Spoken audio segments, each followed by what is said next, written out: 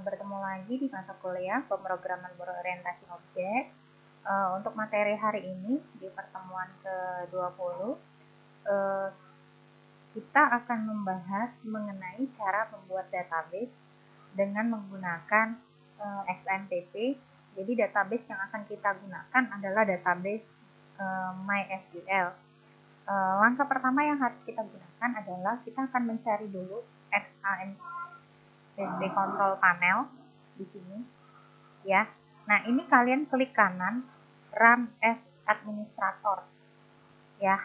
Jadi di Run as Administrator, kemudian tekan Yes. Oke, kita tunggu sebentar. Nah, di bagian seperti ini adalah kontrol panel dari XAMPP-nya. Kalian tekan Start untuk di bagian atasnya, dan MySQL tekan tombol Start. Seperti ini. Nah, apabila ada yang tidak bisa berjalan, jadi ini kalau kalian lihat tulisannya jadi warna hijau dan portnya itu sudah kelihatan ya. Jadi saya kasih catatan sebentar di sini. Ini yang harus diingat ya, karena nanti akan kita pakai terus.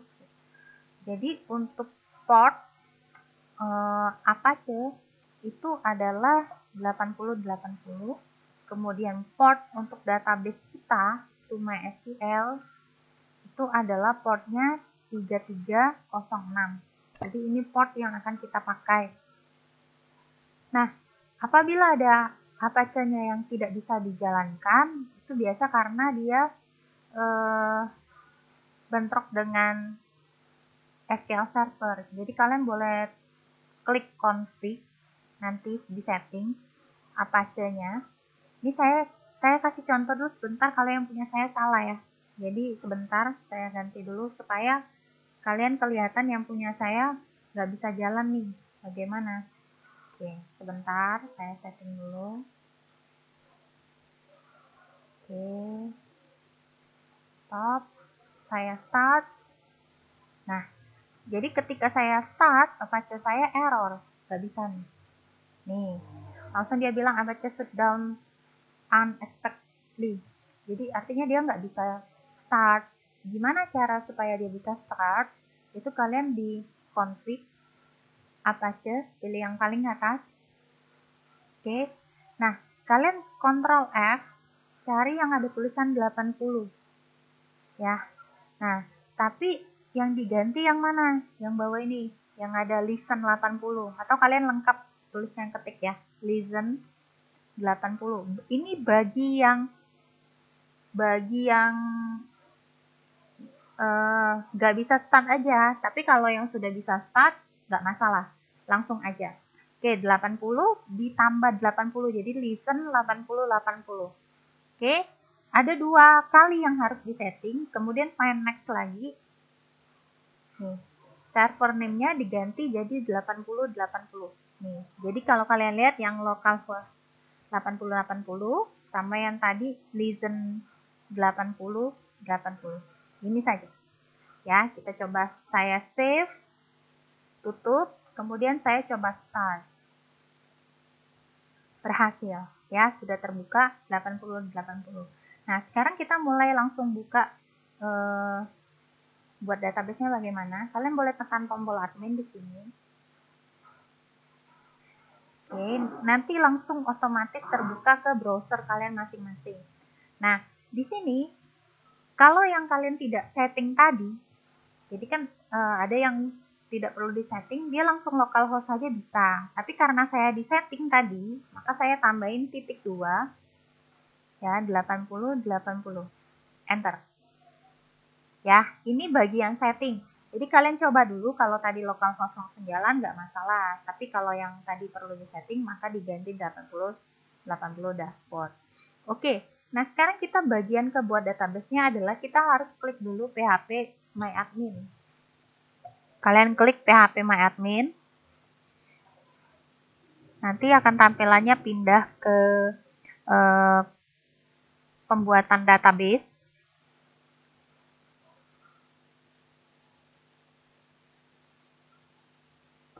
Oke, nah Seperti ini caranya. Nah, bagaimana cara membuat database? Jadi kita buat database-nya di basis data. Ada tulisan di sini basis data. Kita buat database, nama database-nya kita buat dbmdp.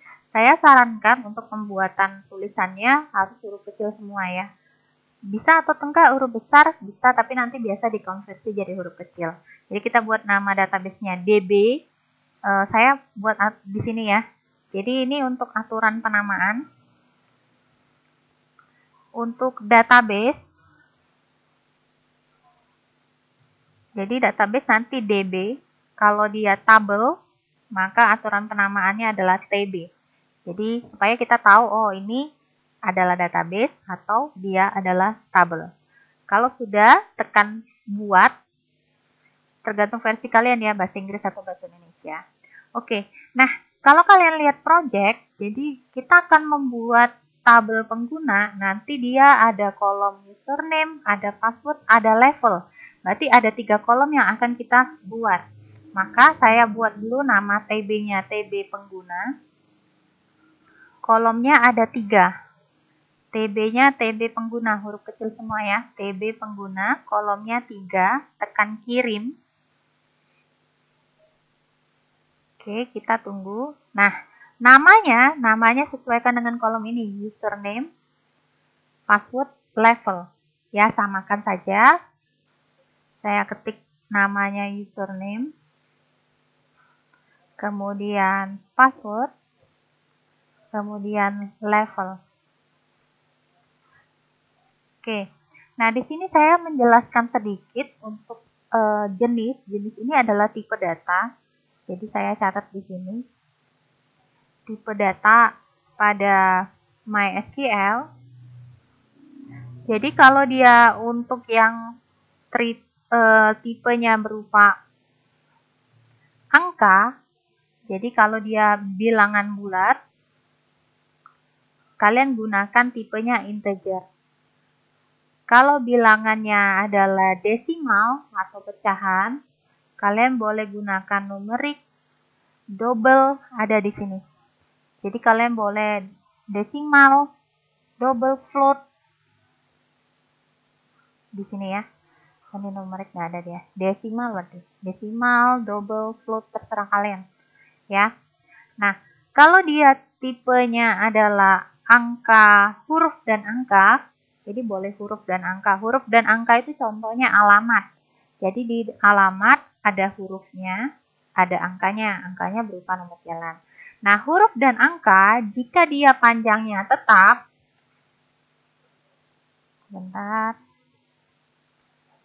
jika dia panjangnya tetap, maka kalian gunakan dia tipe char.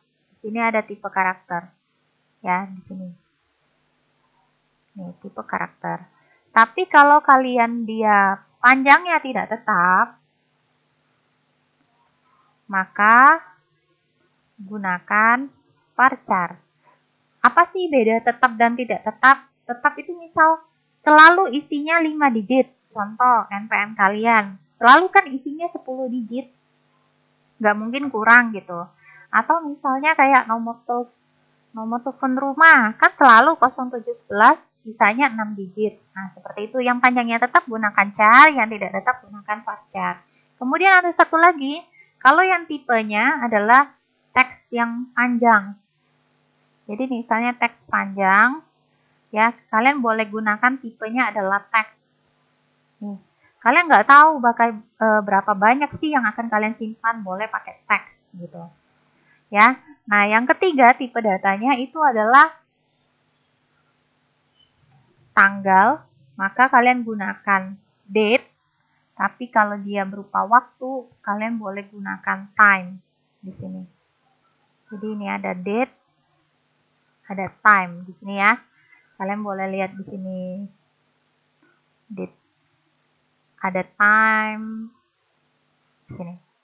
Atau boleh date time. Date time itu berarti tanggal dan waktu. Ya, seperti itu. Ini yang umum saja.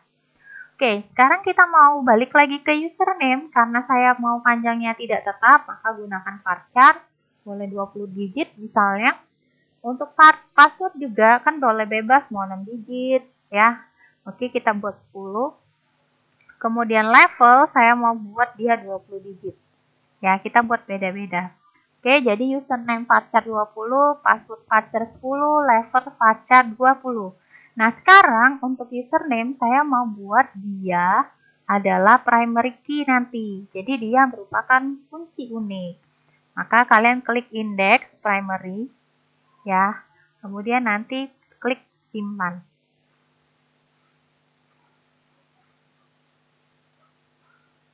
Oke. Nah, supaya mau lihat strukturnya, kalian lihat di sini username, password, level. Tadi saya lupa centang. Nah, kalau misalnya tadi ketinggalan buat primary key-nya, boleh dicentang username-nya, kemudian klik utama. Utama ini maksudnya yang primary key tadi. Nah, jadi kalau dia primary key, dia dilambangkan dengan simbol gambar kunci di sini. Itu berarti dia sudah primary key. Oke, nah baik. Sekarang kita akan coba isi. Saya akan coba isi username, password, dan level. Cara isinya bagaimana? Diklik tambahan, tambahkan. Saya mau isi di sini, nanti username saya admin. Passwordnya 1234, nanti level saya admin. Ya, silakan dicoba dulu ya. Ini supaya nanti ketika saat di login di sini, nanti ada login di sini, nanti kita akan coba username-nya admin, passwordnya 1234, nanti loginnya apakah benar masuk ke admin. Kalau sudah kirim.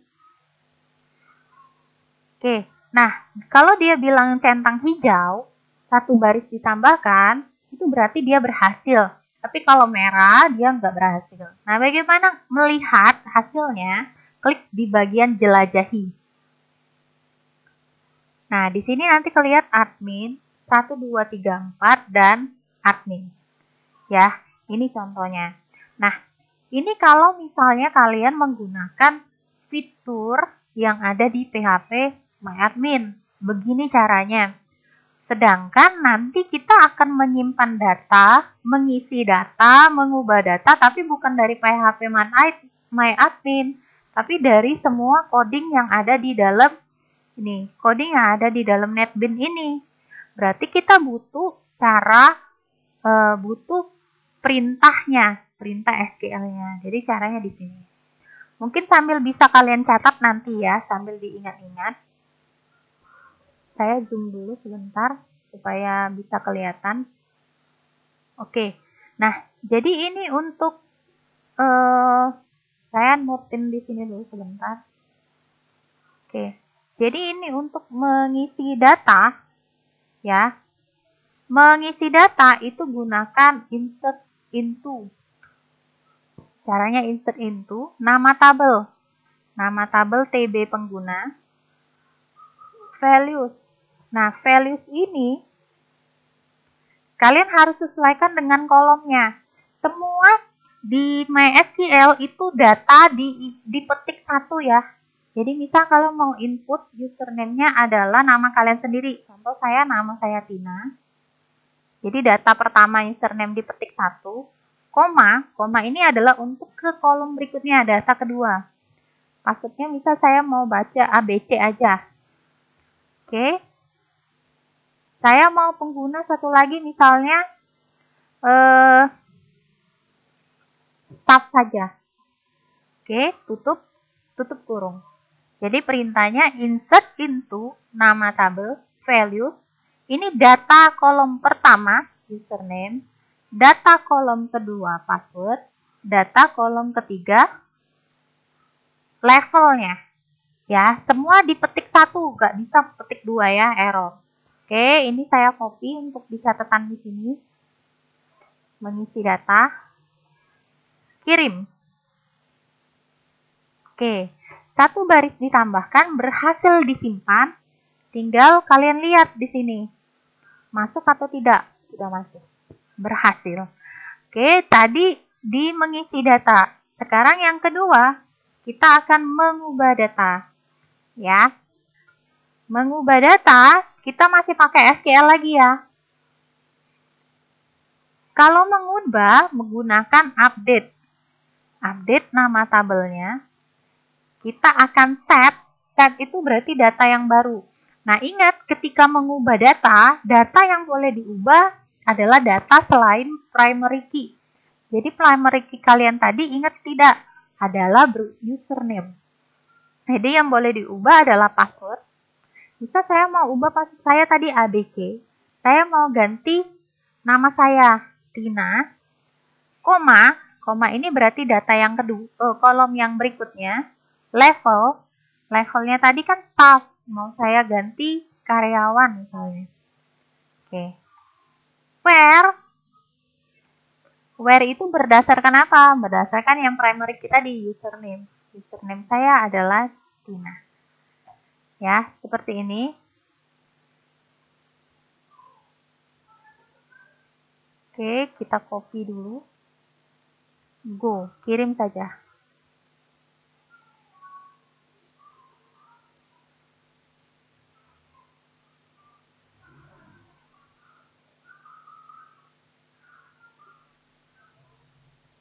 Sebentar.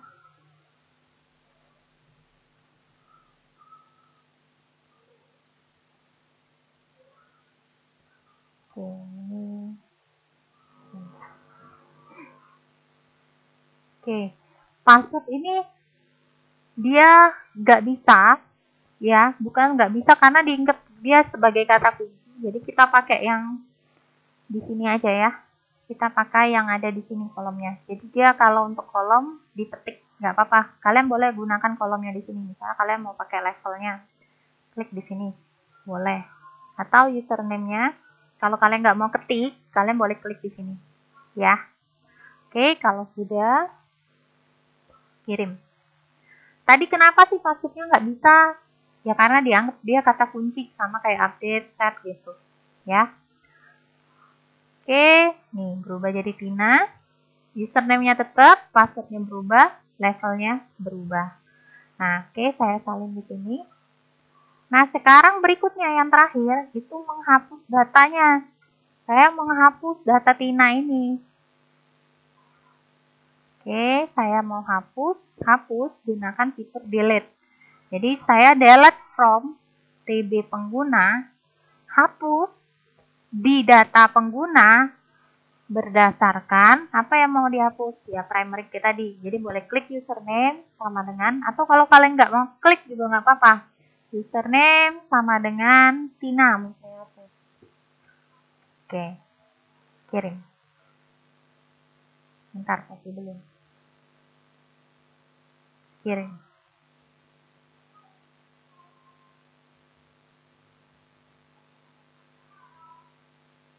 Oke, berhasil.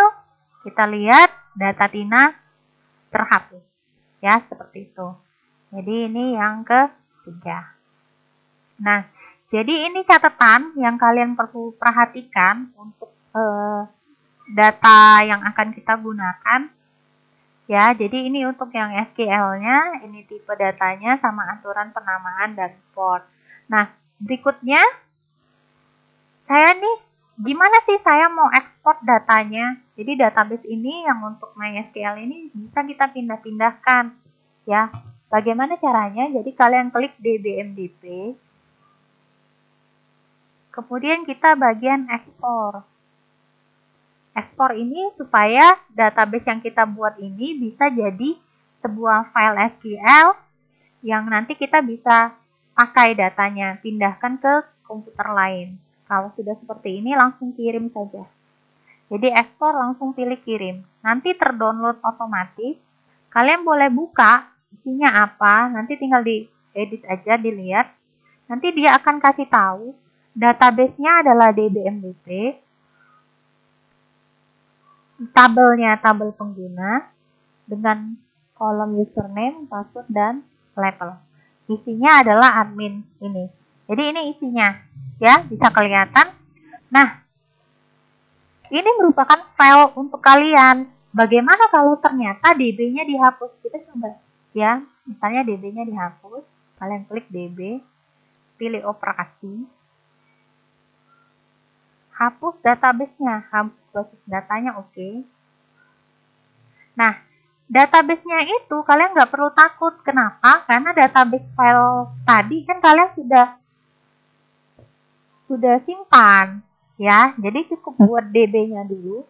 Membuat DB ini adalah membuat tempatnya dulu. Kemudian klik buat DB tadi. Nah, di sini langsung kalian impor. Impor itu kalian cari file tadi, file SQL yang kalian tadi simpan. Di bagian download ini klik sudah terbaca DB-nya. Tinggal sebentar. Kita klik tadi DB, kalian kirim. Ya. Nah, kalau kalian kirim ini, otomatis nanti tabelnya dan isinya semua balik. Nih, TB-nya balik. Isinya balik gak? Isinya balik. Ya, ini. Nah, jadi berikut cara menggunakan pembuatan dari database MySQL. Silakan diterapkan untuk proyek selanjutnya. Ini ya. Oke, terima kasih.